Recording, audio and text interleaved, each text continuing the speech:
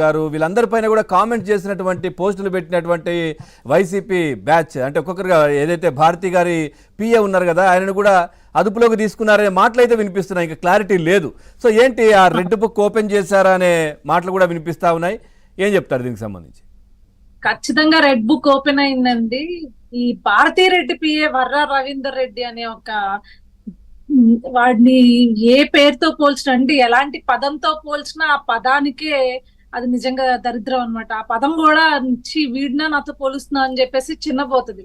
అలాంటి దరిద్రుడిని మరి ఎందుకు జగన్మోహన్ రెడ్డి పక్కన పెట్టుకున్నాడు ఈ సీమరాజా లాంటి అతన్ని వదిలేసి? ఎందుకంటే ఇతను చాలా పార్టీ కోసం చాలా కష్టపడ్డాడు, పని చేశాడు.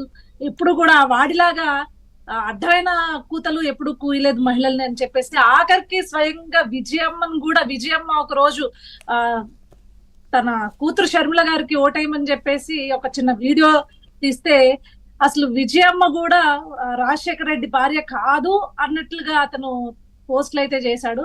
అలాంటి వాడిని, అలాంటి ఉన్మాదిని నిజంగా చెప్పాలి అంటే స్వయంగా భారతీ రెడ్డి అనే ఆవిడ పెంచి పోషించింది.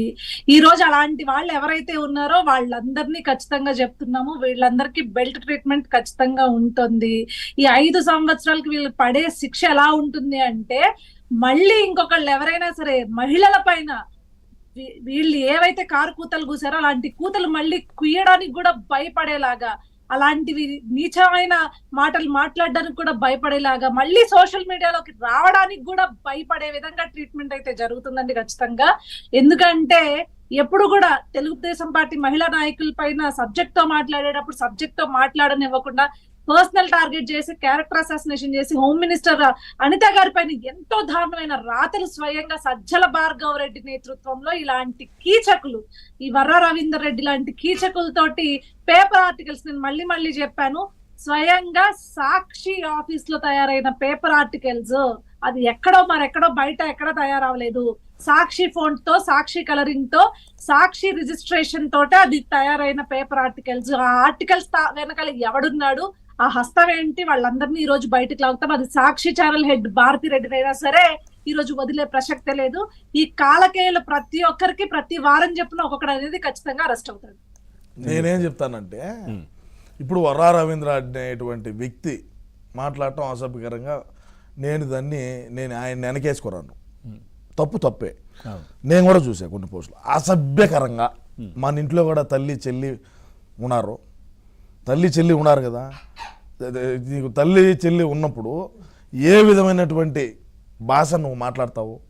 నీకు పెళ్ళాం ఉన్నది కదా, తప్పు ఆ మాదిరి మాట్లాడటం అని నేను ఎన్నోసార్లు చెప్పిన. ఇప్పుడు నేను ఉండవల్ల అనుష గారికి ఏం చెప్తానంటే, ఇప్పుడు మీరు అరెస్ట్ చేయండి, నేనేం తప్పు పట్ల, కానీ అరెస్ట్ కాకుండానే అరెస్ట్ అయినారు అని చెప్పి సోషల్ మీడియాలో వార్తలు రావడం తప్పు అని నేను చెప్తా.